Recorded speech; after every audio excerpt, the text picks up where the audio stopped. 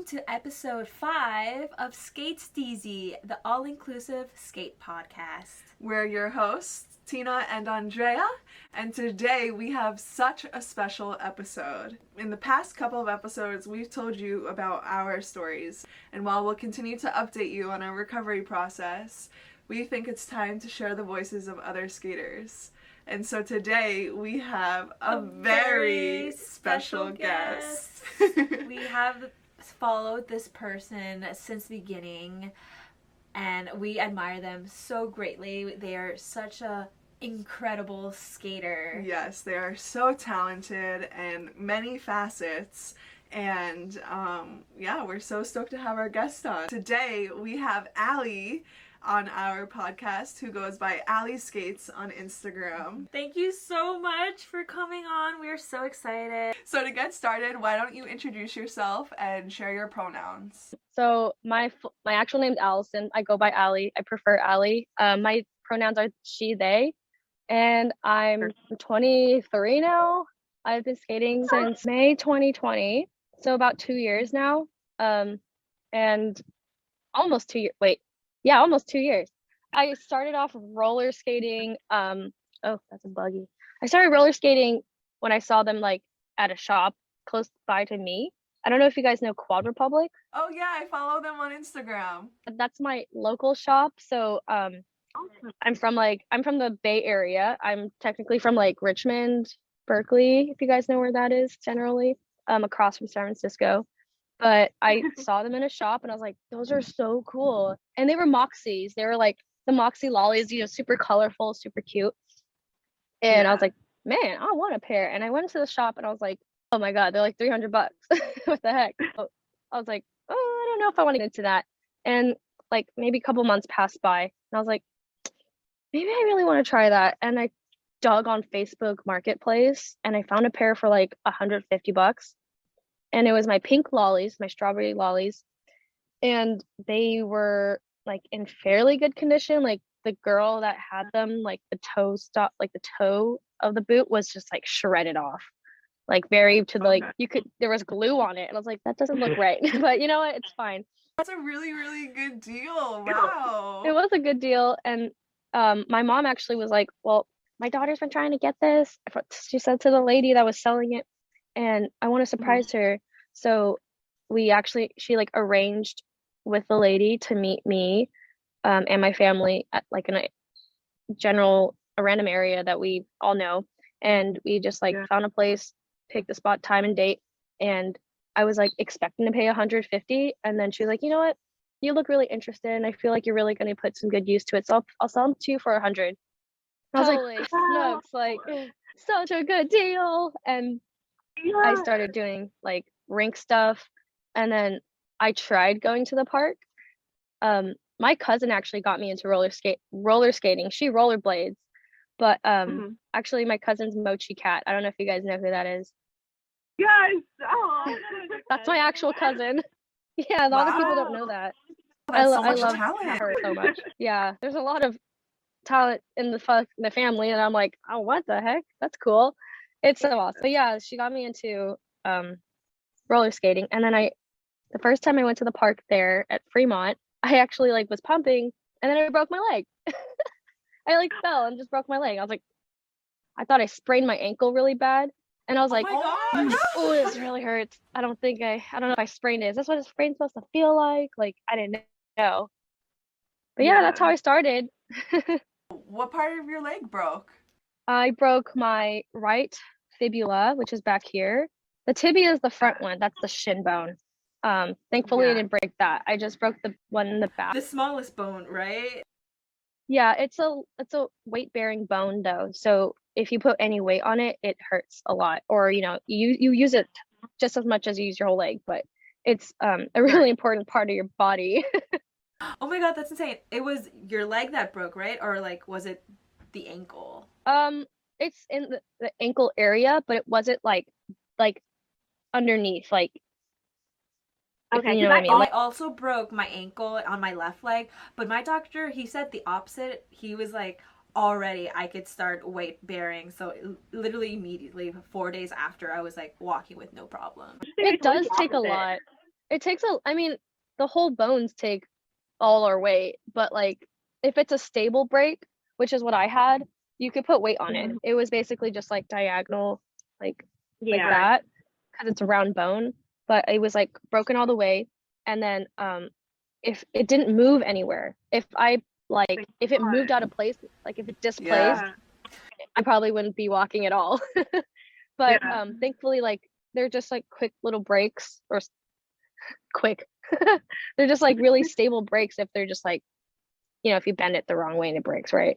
But they were like, yeah, it's pretty stable, so you can walk on it. I'm like, okay, I know I shouldn't, but my dumbass, yes, I will walk on it because I need to get And for the around and do last stuff. I'm one, just too you had active. a scooter or something, right? Yeah, I had yeah, a so- e-scooter. So you had a second break. Can you tell us a little bit about that and how that happened? That one was like the same thing that happened, but I was in my rollerblades this time. And like the Oh, blades are way more stable for your ankles, but like you can still twist and break something. Like it's not gonna, things can happen, and it was just a silly little accident. And it was on the simplest thing, which like was really dumb. So like most of your injuries are gonna come from like tiny mistakes. And then those are the yeah. ones you're like, I just gotta be a little bit more careful next time. And luckily it wasn't like Right. a really bad break. So it was the same exact thing. It almost looked exactly the same as my right one. So my left one, Just the they're like opposite. almost identical twins now. Oh my gosh, that's so ironic. At least you balance out. Yeah, now I have all my everyone's like, you have glass ankles, haha. I'm like, no, I just do dumb stuff, okay? So have your two breaks been different in any way, or like what are some differences that you've noticed between the two injuries and your recovery process? Well, recovery time, I feel like my right one was a lot quicker in a sense. It was like 2 years Okay. apart, so they're kind of hard to like remember. But Yeah. like the first time I broke it, it was so emotionally like taxing on myself because first of all, like Yeah. that was like when COVID was starting, and that was like we were deep into COVID, so I really couldn't do anything. And it was in between of like go to class, wear a mask, don't come to class, stay at home. Like there wasn't a lot of Right. like consistency. And I lived in an apartment that had like a three floor building, and they only had stairs. So I was like lifting myself up the stairs every time I had to go to school. And a couple times, like I almost fell back, and like I was like, oh no, like I lost my balance. And after a long day of like pushing yourself and then using your arms super heavily, it was just exhausting. So like I don't know, the mental aspect made me feel really incompetent, and it really sucked Right. because like like skating right now is like my only therapy that I really feel like helps me feel Yeah. like I can do stuff and like feel accomplished. And without that I was just like, oh my god, like I can't believe I'm just sitting at home. So it was really hard the Yeah. first time, um to first go round, because I wanted to do everything. Like I knew what I did wrong, and it was just a simple mistake, and I was like, now don't do that next time. Like I was just Yeah. reliving that scenario. Right. Um, Mhm. and like it was my right leg, so I couldn't drive. I couldn't go anywhere, no. and I'm the kind of That's really person that doesn't want to ask for help. Yeah. Same. So I actually broke my hand. I would consider that a little different than an ankle break, and probably an ankle break or a leg break is even worse. But I broke my hand, and I broke my right hand, and I'm right dominated. So the self-sufficiency aspect was really something difficult to, like live with. Like a lot of things became harder to do alone, and I would always have to ask people for help or need them to do certain things for me. I always talk about how it was such a hassle to brush my hair because I have really long hair, but like even beyond that, like opening doorknobs or just different things like that, like little things that you don't think about that you couldn't do become so hard. And going back to what you said earlier, it's like the accessibility thing. Like you don't think about it before you get injured or are incapable of doing something. But Andrea and I always talk about the accessibility factor, and that buildings and things need to be accessible. Yeah, I remember for me when I like was on crutches, I noticed like how many places didn't have ramps or anything, and anytime my friends wanted me to come over, I'd always be like, "Excuse me, I can't come over. You have 5 sets of stairs and they're so steep. I literally cannot come. Yeah, you just like you underestimate how like active and it's just like being just I don't even like saying the word like disabled, but like or handicapped even, Right. but like being unable to do something like simply as walk or be able to get up to go get some food. Like it's so Yeah. challenging, and I mean I try not to like compare myself to people that like actually have disabilities because it's like that's what they have to live with all the time. So I should be grateful that I only have to be in this for 6 weeks or Yeah, it's like- whatever. And like it was really hard to accept the fact that I needed help and I had to ask people for help. But like Mhm. I think as long as you're not abusing that, it's okay. Right. Right. But not being mobile, like I can't imagine. imagine that. I'm like the type of person that has to go out and things like that. So Oh yeah, so like you were saying before, the first time around you broke your right, so you couldn't drive, but this time around, since it was the left one, were you able to go out more since you could drive, or just in general, was it able to do other things faster? It like definitely made me more prepared for like what to do with myself.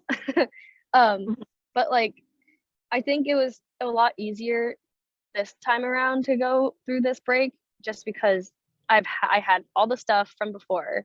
Um, Right. they gave me a walking cast, so they put like there was like a little sandal shoe thing under my cast so I could walk around, and I was pretty accessible, but like of course I had limitations of like how much I could do per day and what to Mhm. do like when I'm done walking, like elevating and like taking medicines or just I still needed to ask for help every once in a while. So that was a little bit easier this time because I was like, well, I don't, I have this, I have my cast. I can't really go here and quickly get up and do that. Like it takes a process. So I understood like it's okay to ask for help because I'm injured and if they're willing to help me, then it's fine. But if not, like I'll do it myself. It's whatever. Right. But the mental aspect wasn't as bad. There were times though where I knew I was still able to do stuff, but I like just felt kind of sad, like, well, I can't, and I can't feel like genuinely good about myself because I can't be at the same pace as everyone else is. Like, if they're simply walking, I'm just like, hold on, guys, like I have crutches and I have to catch Yeah. up with you guys, so wait for me. And I don't know, just I don't want to be like that burden on anybody. Right. So I Right. felt kind of awkward, Yeah. but I also was like, dude, like take your time. It's fine. You're hurt. Like don't Yeah, Your rush. friends are not gonna rush you. Yeah. Yeah. Right And it was on. really It's nice great. that everyone in the community was like, dude, if you need anything, let me know. And I'm like, okay, so you sure about that? Because I don't want to make you do anything you don't Aw. want to. wow, that's such a blessing since your first break was during COVID and early on in your skate journey. But this time, you've made connections and friendships within the skating community and you have friends now to support you throughout the journey, and the recovery, which is just great. Oh yeah, the skate community, like they'll always rally for you, like no matter what. Exactly. Like, and that wasn't a thing before because I had just started and I didn't really have any skate friends. And now I'm just like, yeah, man, like they freaking love me. I love them. Like they support me so much. And I appreciate, like I'm so You're eternally grateful. Oh my gosh, and you went to Woodward during your injury. Tell us about that. How was Woodward? You were still able to do things, right? Yeah, I was not really the most like accessibility friendly. Right. Right. Like at least the one I went to, it had like a bunch of stairs and I was like, are you kidding me? Like really? Like damn it. Like I was so frustrated, but people there were very patient with me and they were very open as long as I wasn't hurting myself. And I even was Right.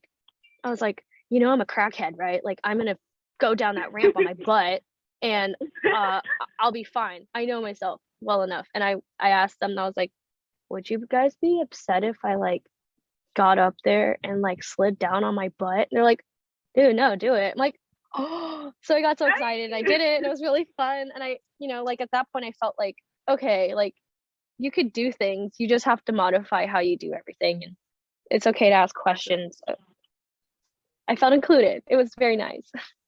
Oh my gosh, that's so awesome. We always dream of going to Woodward. Guys Dude, from that's again? I'm one- sorry. We're from New Yeah, we're Jersey. from Yeah, we're East from Oh, the nice. East from Coast, like Jersey. New Jersey. Oh, dang. You You know know anyone someone from Jersey? No, that's just really far. Yeah, totally opposite coasts and such a different experience. We're jealous that you're outside. We're inside, like with our sweaters. That's how cold it is here. No, sorry. So what's the skate scene like in Cali? What are your favorite things and what did you miss the most when you were out on injury?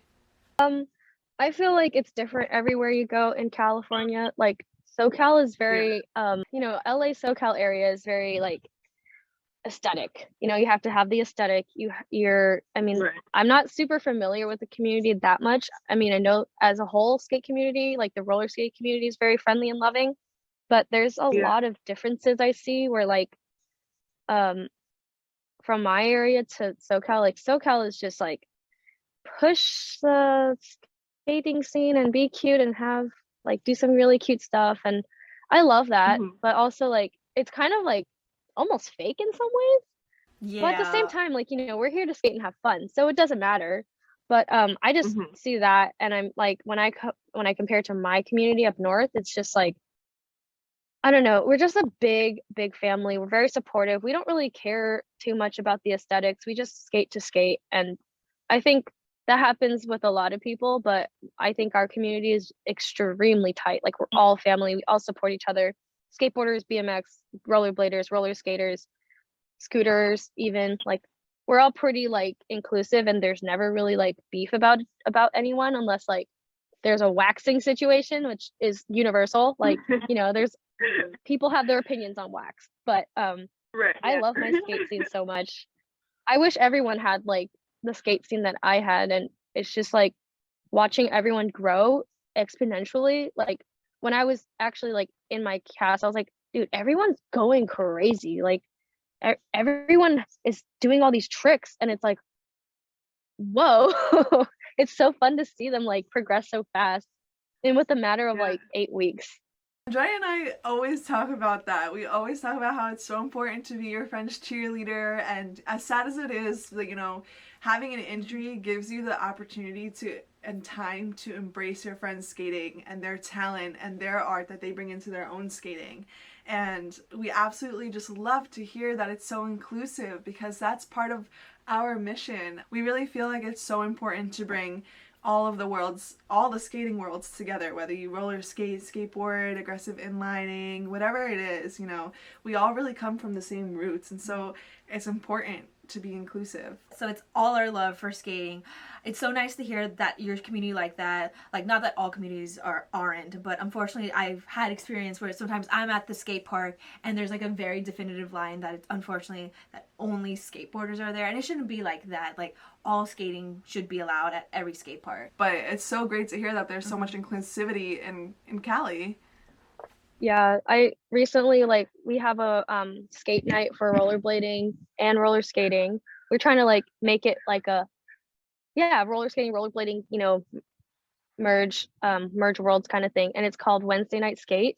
And a bunch of us in the South Bay Area, there's North, South, East, West Bay Area, like Bay Area is divided into a lot of things, and that's like Northern California as a whole. There's like sections.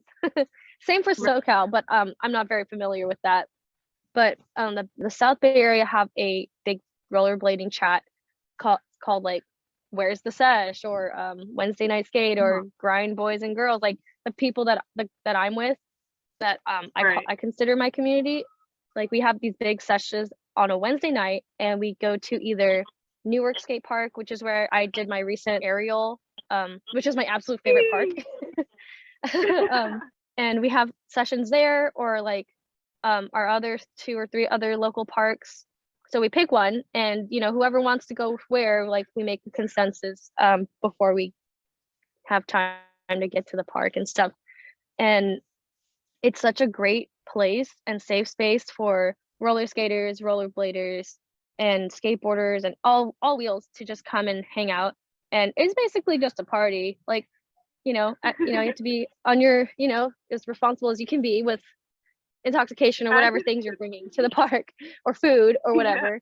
but it's just a great safe space, and I feel like every community should have like a collaboration of all wheels for like a night, and it just brings more openness to everybody and like inclusiveness, because I know, Totally. like, I'm sure every sport has their moment of like haters just coming at you, and those Yeah. people we don't want. We just spread That's love, awesome. we want to spread love. That's so inspiring and such a thing to model off of, because it's so inclusive, and also probably just so inspiring by watching all the skaters and, having new combos and tricks to put together or try. That's just so beautiful. Mhm. So I guess bringing it back to your injury and talking a little bit more about that, you can compare your first ankle break or leg break to your second, but was there anything that you feared, returning to skating, or anything that was especially hard when returning to skating? Like, were you worried about anything? Because I know you said for your last injury, well, technically I think you said for both your injuries that you kind of weren't doing anything like complicated. And I think in general, when most people get injured, they're not doing like a cool, like a hard trick. It's always, they're just standing still. They're doing like something dumb and then they get hurt. Literally. Definitely, like, each time, or the times that I broke my leg, it was either like me pumping and I did something dumb. Like, the first time is because I didn't know what I was doing. The second time I knew what I was doing, but I just slipped and I couldn't save myself. And those are things Yeah. you just can't avoid, and it's gonna happen to anybody and at any time. So, the first And break, that's a good point and a good thing to note, because I feel like sometimes people get injured and they think like, oh, why me? Or, like, this only happens to me.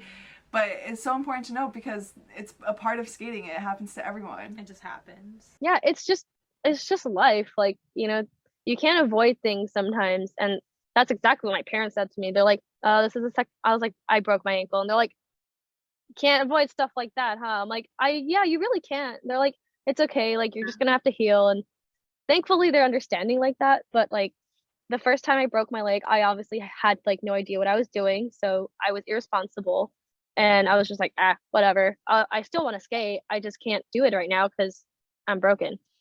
But second time, because I've been skating for about a year and a half, almost 2 years now, I think about it and I'm like, well, that was dumb. And now I know exactly what to do, and I know what to do, and I can't do anything about it.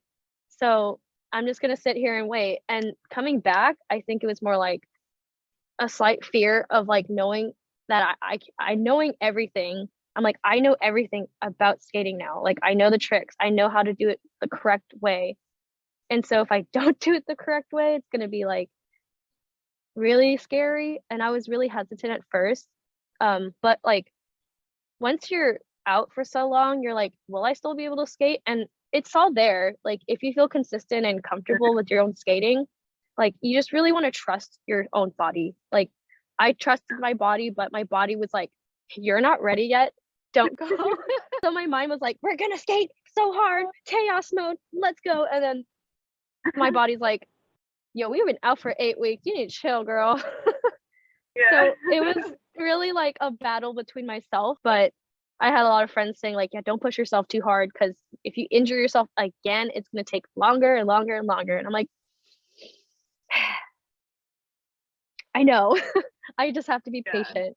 Dude, that's my exact dilemma, because like I'm itching to go skate, and I know like it's only my hands, so my feet, I know they can remember everything, they can go for a run and throw tricks on the ramp, but I actually haven't skated in like 2 months, so my stamina has decreased so much. Oh yeah. Just on top of that, like, I try not to set expectations too high, because that really sets you up for failure, and I don't want to get injured right away going back into skating and be out for more time, especially when the weather is getting nicer over here. And like, I just can't afford that. My mental health relies on skating. It really does. Like, and you don't even think about it until you're like in your room just like, why am I so sad? It's like, And I just want to go and skate. yeah. Yeah. I definitely felt that a lot more this time, because I was like, I know I can skate fine, and like, I just can't do anything about it right now. And it definitely like puts you in a place where you're like, you feel definitely super left out. FOMO is so real. But Right. I mean, it's totally such a battle within yourself. And I think like, as long as you have friends that'll, support you, come hang out with you, like, you're really not missing out too much. So I know you said it's been like 2 weeks, 3 weeks since like you had your cast off, is there something that you're still struggling with? I know I saw recently that you just got your aerial back, which is just, but is there something that you're still like struggling to do even now? Yeah, I've had to modify my style of skating. I definitely can't rely on landing on the left foot as hard as I used to. Like if I turn it the wrong way and like do the same kind of twisting sitting motion, it definitely hurts. But I think what I'm working on now is just like consistency with my tricks. And I mean, I've been doing that. I've been trying to be very consistent on the same stuff that I do. And I know I can't try any new combinations of tricks if I know like I want to and I could visualize and see it and maybe do it, but that's definitely like too risky at this stage right now. I got out of my cast January 25th. January 25th-ish. So it's basically been a month since then, which is what, like 5 weeks, something like that. And I still feel like I actually felt with the first one it was a lot quicker than that, but I was doing like rink skating, still trail skating, still to build up that stamina, and the stamina has definitely gone down. And I feel so winded after like a couple runs, and I'm like, yo, I can't skate until closing time, and my local closing time is like 10 p.m. So we have lights on until then, which is quite late. Yeah. And even when the lights are off, you could still skate. It's like you could still see, but I can't stay that late out anymore. And it's for California standards, like I guess 35 to 40 is pretty cold for us. So it'll be like 40 degrees, and I'm like, first of all, it's cold. I'm skating in the cold. My bones hurt. I'm tired. It's only like 9:30 or 9 o'clock, and I'm just like, yeah, let's stop there. Like knowing my own limits, it was definitely hard because I'll push myself until I like break something again, and I don't want to do that. Definitely, like being self-aware in this scenario is such a benefit. Okay, so like what tricks were you dying to do when you got back to skating? Or since you're taking it easy for like the first month and everything, what tricks are you dying to do in the future? Probably more of course, like more rollerblading grind tricks that can be translated to quad skating. And then I really want a Barani.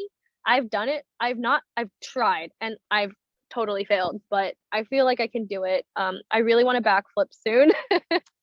I really, really love Miller flips, but it's just like a fear of taking your hands away and trusting that you're just gonna full send it. We're not there yet at all. I was definitely excited to get back to aerials, but now with my injury, I feel like I'm still kind of scared of them. Like I know I could do them, but my body's like, yo, you like messed up one more time. It's not good because where you are right now is still at the healing process.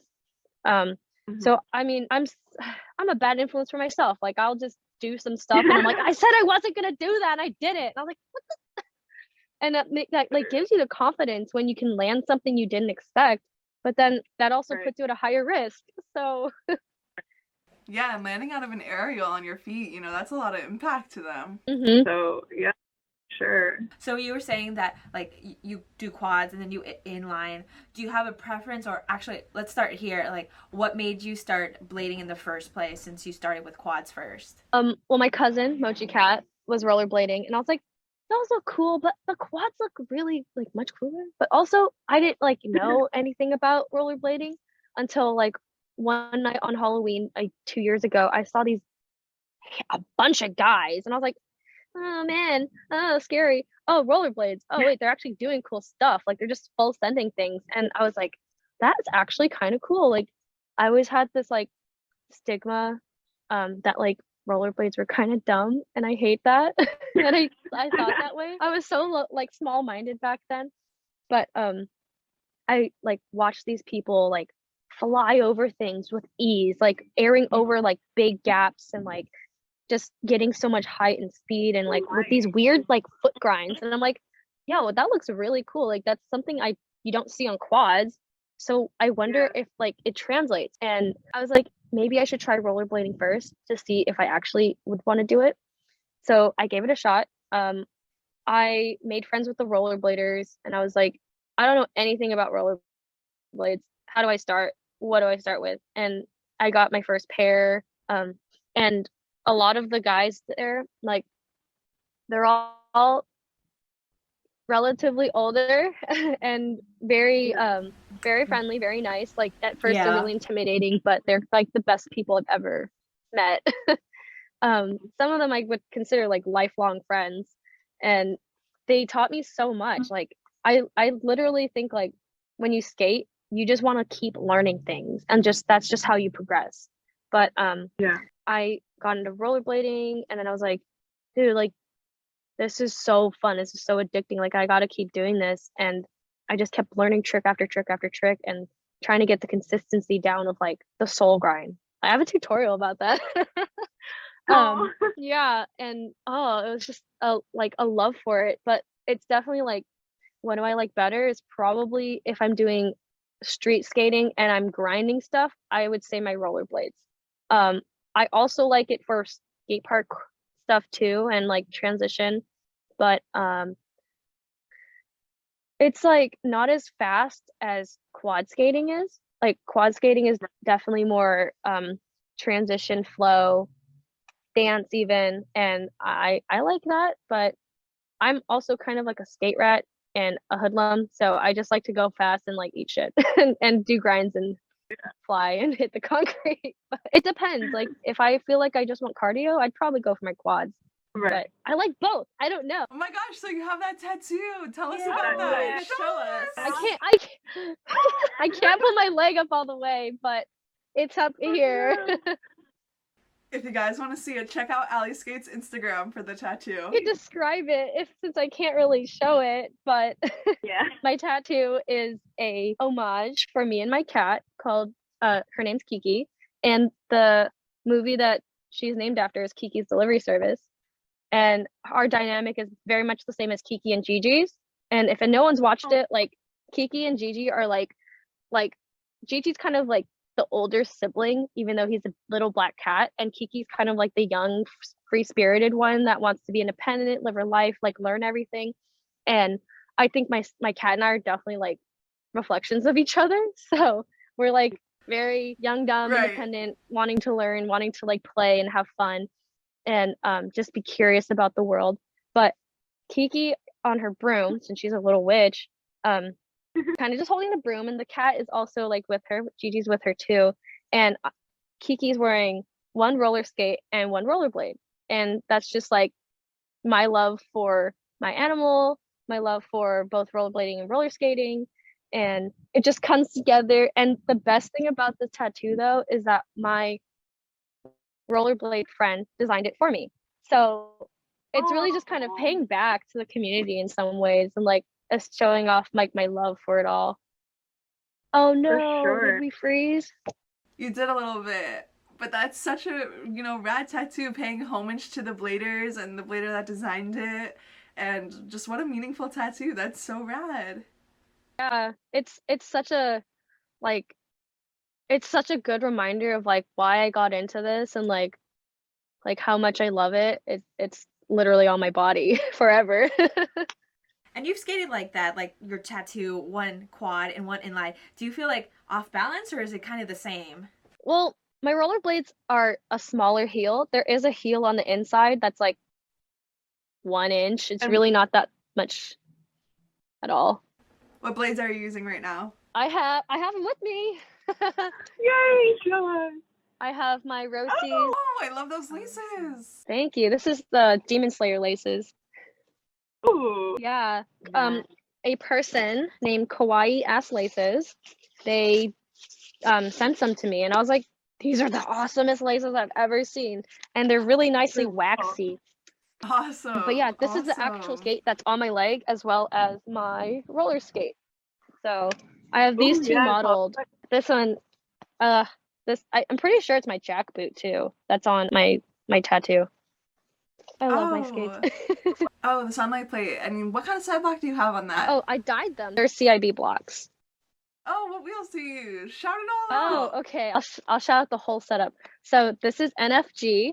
This is oh my god, I don't know if I could say it, but I guess I'm skating for their team. Ooh, top secret. Secret.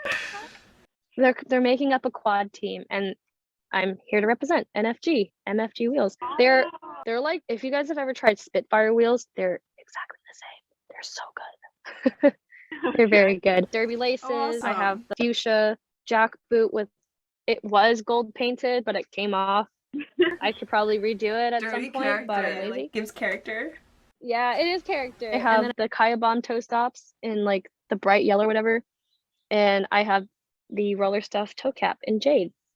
Awesome. And how do you like the XOXO trucks? Oh yeah, XOXO truck. They're great. I had a lot of people ask me how I got my CIB on my sunlight plate, because everyone's like, it doesn't work. I'm like, Right. kind of have to DIY it, like everything. Yeah, I had to Dremel holes because the block, the nut that's holding the block together is rounded, and it doesn't sit flat on the flat part of the plate. I see. So you have to like make holes to make it flat, so it doesn't like interrupts the angle of the hanger, so it could sit flat for the trucks to sit flat too. Oh, cool.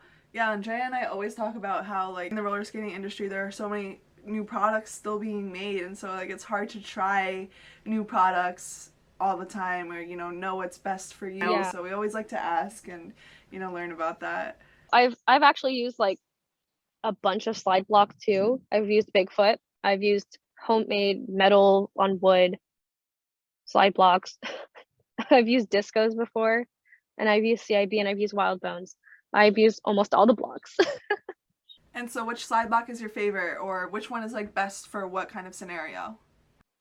I haven't tried the plate sliders on the Wild Bones yet, but I keep hearing that they're good for pool coping and regular coping, but I think they don't slide as fast on metal coping. I don't know. I actually, maybe it's the opposite. But CIBs are really good because they're like somewhat flat, but also kind of rounded. So there's a little bit of a groove. But I started off with Wild Bones, like the bone sliders first, and they're great for stalls. But like personally, my bones were too small and I couldn't grind them at all. So that was really challenging. I was just kind of skating on metal. Bigfoots are great because there's like a little V cut. So you're like in that little groove, triangle groove. But they're kind of like squishy, if that makes sense. Like the material's not as hard as the CIBs that I've used. So I really like CIB. Yeah. You can even make a groove in it if you skate ledges. So it's pretty good. Right. And so, I've always wondered about this. Rollerblading, you have like that edge that you can lock into ledges with, that 90-degree angle. So can you tell us a little bit about that and the dynamic between that and, transferring those kinds of skills over to quad skating? We all have like a dominant side in roller skating, rollerblading. For me, my dominant foot, my leading foot is my left, and my other non-dominant is my right. But the thing is, like, I use a lot of weight on the back foot to hold myself up. So whichever is comfortable for you, you can do both ways. But the sole plate here, this part, it's like a 90-degree. You lock into everything, like from round coping like this to like a straight 90-degree. It'll keep you locked in. And like that's the beef with rollerblading. Like a lot of bladers come up to us and they're like, blading is so much better because you can lock in and everything. They're like, how do you even do that on they're quads? like, how do you lock in? Yeah. It's really difficult. I feel like it's even more impressive on quads because there's no mechanism for that, and like you have to literally be on top and figure out which one's your dominant leading foot for a 50-50, right, to go forward. And for us it would be like for rollerblades it would be like an X grind where we lock in like this, and the two sides locking in. So there are two sides that lock in, but quads you're just like on top and hope for the best. And so, like, I know when we're on quads, we're pretty linear on top, our weight is on top of the ledge.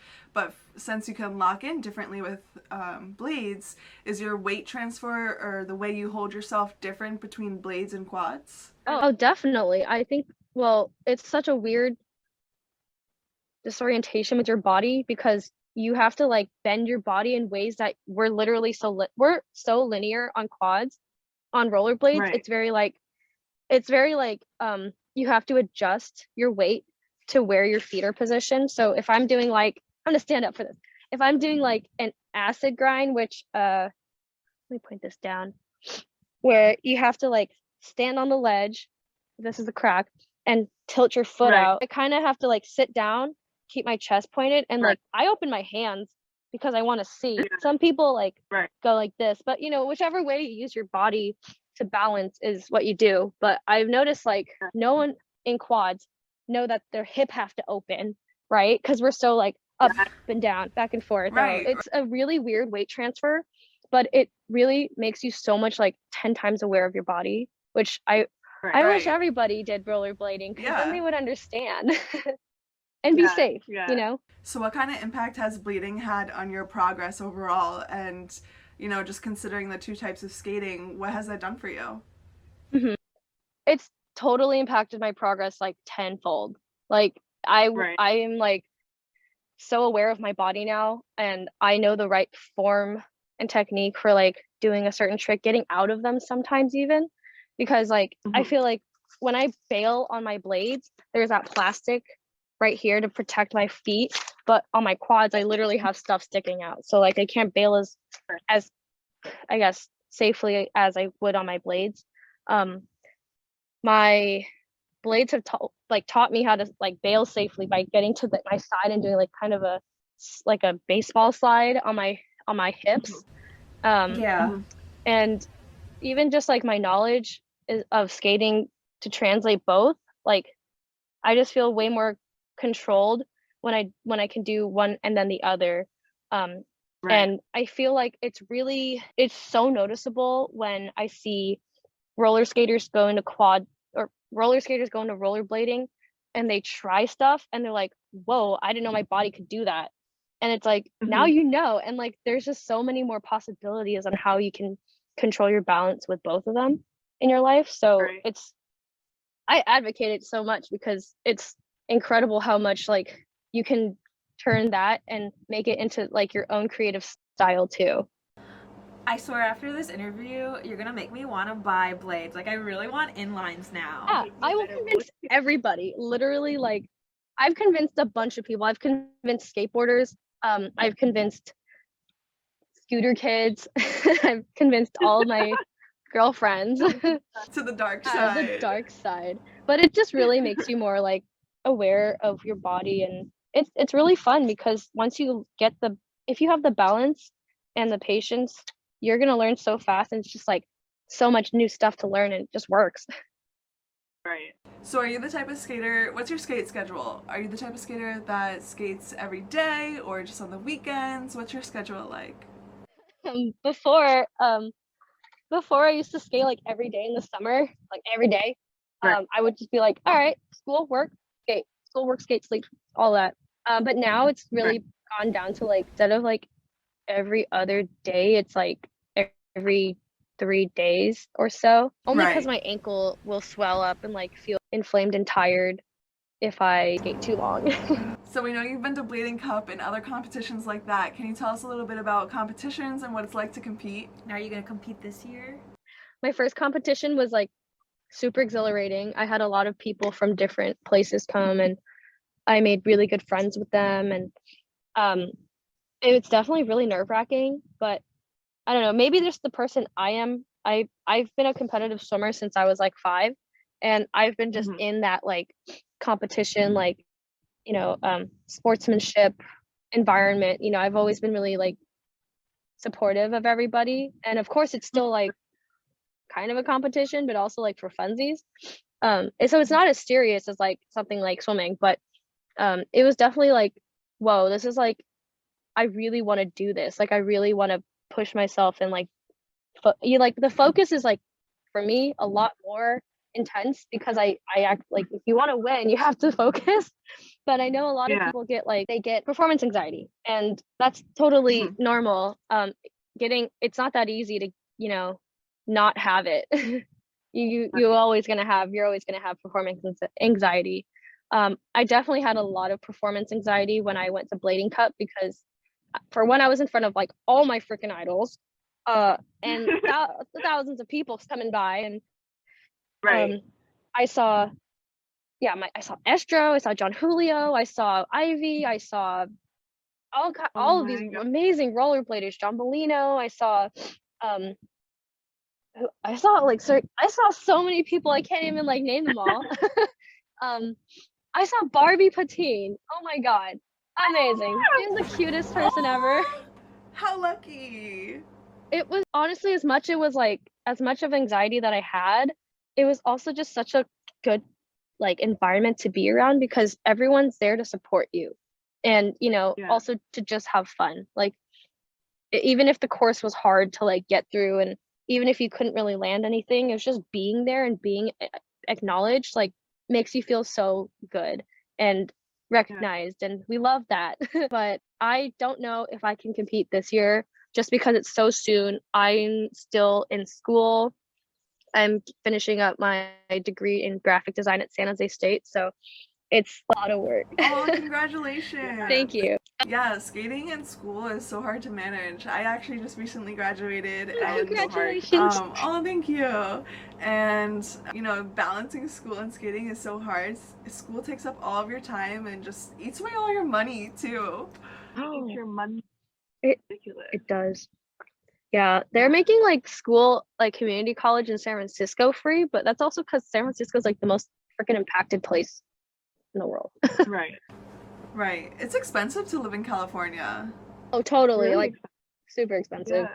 Oh, competing. Oh, well, so another thing though is like because I can't compete, I don't think I can compete this Blade Cup. It's like I'm kind of like not super like I don't really care either way because it's just gonna be the first time that the Moxie Skate Cup is gonna happen, or the Right. roller Yeah. skating portion of the competition is gonna happen, and it's gonna be really hard to gauge how they like, how they score things, and that's been a big conversation between me and my friends, but I know it's all just for funsies, but it's a little intimidating because there's a lot of really good people out there. Right. So I probably won't go this next one just because I'm in school still and I need to focus on that. And I actually don't even get days off because I work weekends and I have school every day on the weekday. So I don't get a lot of time for myself. So if I can take a break, then I will do that. But I want it to Oh my be gosh, you're so relaxing. lucky to have- Yeah, that's such a good point about the scoring. That's really going to set a precedent for the roller skating industry. Really? Being at such a big event like Blading Cup, having a quad section at that and the scoring, it'll be interesting to see how that's done, and it will just set a precedent for, the rest of our competitions. Yeah, this is gonna Like, be the biggest one. Yeah, cool. So is there anything else you want to say about competitions? I want everyone to compete at least once in their life. They have to experience it. And I don't know. Yeah, if anyone that's listening that's going to Blading Cup, I'm selling designs. I can't show you what the designs are, Ooh. but I will be selling designs through Bladies, rollerblading ladies. If you guys know who that is. Yeah. Yeah, They're gonna have a booth, and I'm hoping that with the new release of the new Bladies rollerblade, that design on any of the merchandise they're selling is gonna be I'm gonna get like 10% or some percentage back. So it goes to me too. It goes to the community and it goes to me. So I get royalties off it. That's so awesome. Yeah, I hope Just go on the people website, like we'll it. Be sure to get some, Oh, snag it up. totally. Yeah. Totally. That's so awesome. Congratulations. Thank you. That's probably gonna be like the biggest like thing in my design career is to be like putting out something for my community that means a lot to me. And I just Yeah. hope that, everyone likes it, whether or not Yeah. like you blade or not. That's so awesome. I can't wait to see. All right, so last question. What do you think your top 3 tips, or what's your major advice for any skater that's been injured or any skater that's currently facing an injury? I would say like you're not alone. There's always people out there that are going through the same thing, and it doesn't make it invalid of your feelings at all. I would say like, don't be afraid to reach out to people. Make events for you and your friends that or in or outside of skating. Also take it easy, listen to your body, and trust the process because as much as like in my experience, as much as like I want to do things like I want to be out here, I want to be out there, I want to do this, listen to your body. Like your body best, and if people have stuff to say to you, you could take it with a grain of salt and take the pieces of advice you want to take that applies to you. And then I guess lastly is just think before you act because I feel like a lot of times when you do get injured, it's at the end of the session, you're tired, you didn't eat, you didn't drink water, and you're just like, I'm gonna do one last run. And that's the most like vulnerable time when you think you're gonna be able to do that, and then something happens. So yeah, that's so important. Like I feel like when you're tired, like you in your head, your mind will be like, oh, I want to skate more, like I can do like 1 or 2 hours, but then your body is exhausted, and it's always when like you're tired that even the simplest of tricks you're like always falling or bailing. So definitely, like you said, like listen to your body. So that's definitely good advice. Yeah, sure. I guess like also when it comes to like your own mental health with injuries, like please speak up about it. Like don't keep it to yourself because it really eats you alive. Like and if you're like me, if you're like if we're a skate rat, you love skating, it definitely like sucks to like not be able to do any of that stuff. So I don't know, if you're able to, it's always fun to have people over, talk about skating. I don't know, make a skate journal, do that. You can do so many things. You can watch videos, you can go to the park and just watch and enjoy that, because honestly, like as much as it sucks that you want to be there too, doesn't mean you can't be present and then you can't like not do anything fun. So I guess keeping yourself busy in a safe way is really helpful too. So or even just taking the day to yourself and doing all the self-care and love that you want to. So so yeah, that's probably the best 3 advices I would give. Oh my gosh, well thank you so much. Thank you for sharing your story with us, and we love that the inclusivity that you guys have out there, and you and your beliefs and values in itself. And especially like after hearing about your busy schedule, like thank you so much like for coming on the pod. We really appreciate your time. It's okay. Yeah, for real. And if we're ever in Cali and you want to do a follow-up in person or just even catch a skate session, we'd totally be down. Gosh, well thank you so much for coming on and sharing with us. Yeah, of course. Good luck with the Barani. I hope you get it. 2022 goals. Okay, one last thing though. I know everyone wants to do amazing flips and stuff and tricks like that, but like if you really like, you don't have to be part of the trend. Like it's not doesn't mean that you're a bad skater. Like there's a level of like how much you could do, and if you can only do so much, like that's up to you. That's fine. Like I know a lot of people have pressure because they see that's like a trend, but it's like if you can't do it, whatever, you're not a bad skater. Yeah, that's something that Andrea and I always talk about. Like skaters come from different backgrounds. A lot of skaters come from gymnastics or dancing backgrounds, and so it's not fair to compare yourself, and you really shouldn't. Yeah, and you're doing skating for yourself because like obviously like you love skating. Yes, exactly. Oh, well thank you so much, Alli. It was such a pleasure to hear about your journey. I have virtual hugs. Thank you. Thank you too.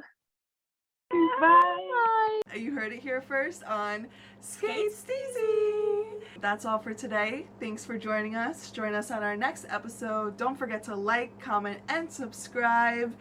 Skate Steezy. And shred with love. Bye.